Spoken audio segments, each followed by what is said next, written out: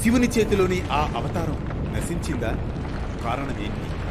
సదృశ్య సంభాషణ రూపకంగా సాగే అనగనగాలోని అద్భుత కథనమే దానవ సంహారంలో శ్రీ మహావిష్ణువు చాతుర్యం, తులసి ఆవిర్భావం, శివుని అంశను శివుడే సంహరించిన వైనం జలంధర సంహారం 3వ భాగం.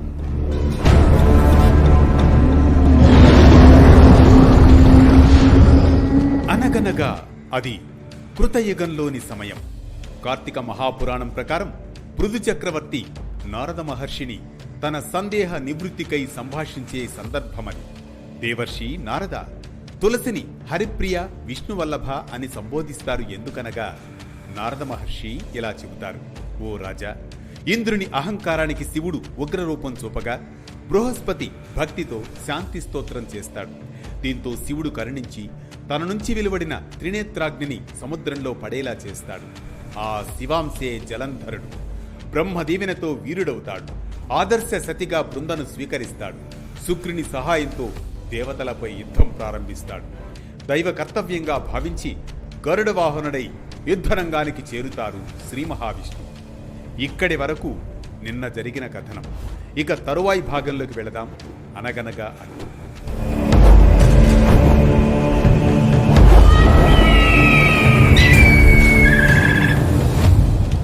మహాబలి అయిన గరుడిని రెక్కల విసురునకు పుట్టిన గాలి వలన రాక్షస సేనలు మేఘ శకలాల వలె చెల్లా చెదురై నేలరాలిపోసాగాయి. దీంతో జలంధరుడు గదాధరుడై ముందుగా గరుడిని తలపై మోదుతాడు.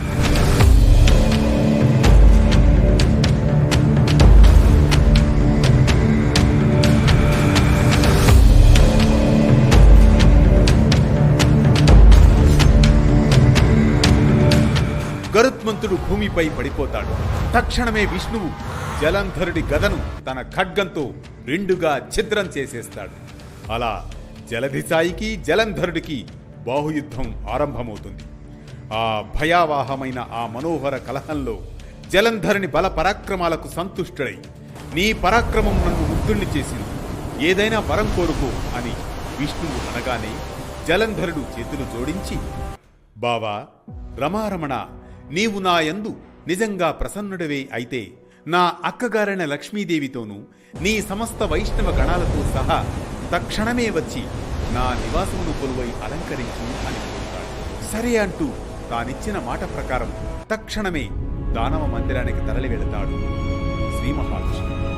ఆ విధంగా జలంధరుడు లక్ష్మీనారాయణుల్ని తన ఇంట కొలువుంచుకుని భూలోకమంతటినీ ఏకఛత్రాధిపత్యంగా ఏలుతూ ఉంటాడు. విష్ణు సేవా నిమిత్తంగానే నారదుడు ఓసారి జలంధరుని ఇంటికి వెళ్ళగా జలంధరుడు భక్తి ప్రపత్తులతో శాస్త్రవిధిని సత్కరించి, మునిరాజా అంతా కుశలమేనా, మీరు వచ్చిన పనిని సెలవిస్తారా అనగా, జలంధర యోజన పరిమాణము పొడవుగలది, అనేకానేక కల్పవృక్షాలు కామధేనువులు కలది, చింతామణులచే ప్రకాశవంతమైనది అయిన కైలాస శిఖరంపై పార్వతీ సమేతుడైన పశుపతిని సందర్శించాను. ఆ వైభవాలకు అచ్చెరువునుందాను. నేను అంతటి సంపద కలవారు మరెవరైనా ఉంటారా అని ఆలోచించగా త్రిలోక చక్రవర్తివైన నువ్వు స్ఫురించావు. ఆ సిరి సంపదలను కూడా చూచి నువ్వు శ్రేష్ఠుడా లేక ఆ శివుడు శ్రేష్ఠుడా తేల్చుకోవాలని ఇదిగో ఇలా వచ్చాను అంటాడు నారదుడు. అన్ని విషయాల్లోనూ మీరిద్దరూ ధీటుగానే ఉన్నారు, కానీ ఒక్క స్త్రీరత్న పుటాధిక్యత వల్ల, పార్వతిని కలిగి ఉండడం వల్ల నీకన్నా ఆ శివుడే శ్రేష్ఠుడిగా కనిపిస్తున్నాడు. నీ ఇంట్లో అప్సరసలు నాగకన్యలు ఉన్నా పార్వతీదేవి ముందు ఎందుకు కొరగారు? నిత్యము ఏ పార్వతీదేవినే పరిశీలిస్తూ ఆమె అందానికి సాటి తేవాలనే నిశ్చయంతో బ్రహ్మదేవుడు అప్సరా గణాన్ని సృష్టించాడు. ఆ అప్సరసలు అందరూ ఏకమైనా సరే ఆ అమ్మవారి అందం ముందు దిగదొడిపేనని తెలుసుకో. నువ్వు ఆ శివునికి తర్వాతివానివే కాని ప్రథముడివి మాత్రం కావు. ఇది నా అభిప్రాయం అంటాడు నారదుడు.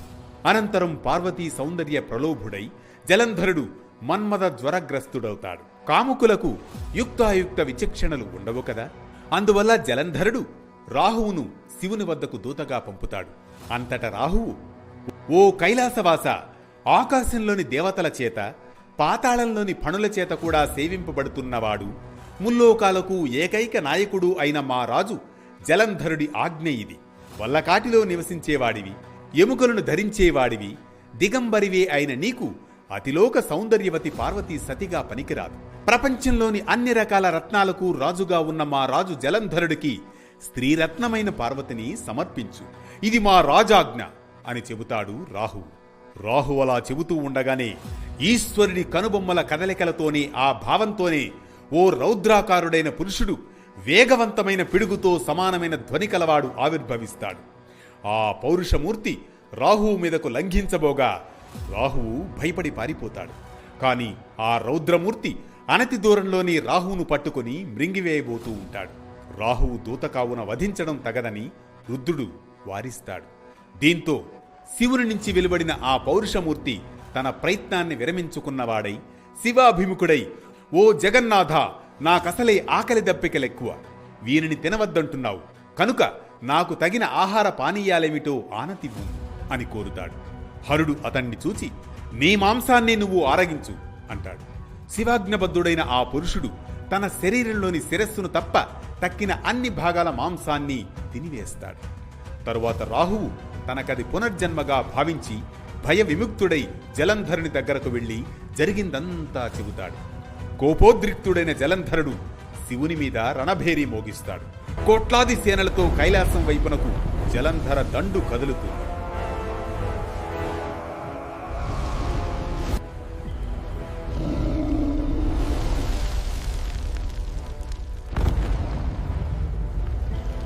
ఆ తర్వాత ఏం జరిగింది? యుద్ధంలో ఎవరు విజయం సాధించారు? రండి అనగనగా అంటూ తెలుసుకుందాం రేపటి 4వ భాగంలో. ఇది దానవ సంహారంలో శ్రీ మహావిష్ణువు చాతుర్యం, తులసి ఆవిర్భావం, శివుని అంశను శివుడే సంహరించిన వైనం, జలంధర సంహారం. ప్రతినిత్యం ఓ పురాణ కథనం, సూటిగా, స్ఫూర్తిమంతంగా, సామాజిక సందేశంగా. హలో ఫ్రెండ్స్, మా కంటెంట్ మీకు నచ్చితేనే దయచేసి సబ్స్క్రైబ్ చేసుకోండి.